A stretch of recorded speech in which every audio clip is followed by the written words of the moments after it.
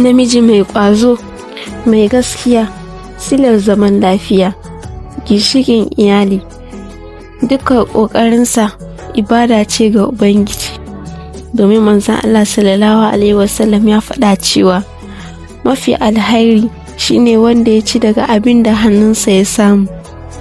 Namiji mai ƙwazo, makamin iyali, yana dagewa kamar dutse mai ƙarfi.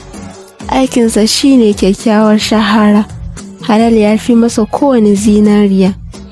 Hannunsa baya gajiya, zuciyarsa ba ta faɗi, ko zafi ko sanyi baya kin ɗaukan ɗawainiyar iyalinsa. Da fata da imani baya barinsa cikin kunci da yunwa.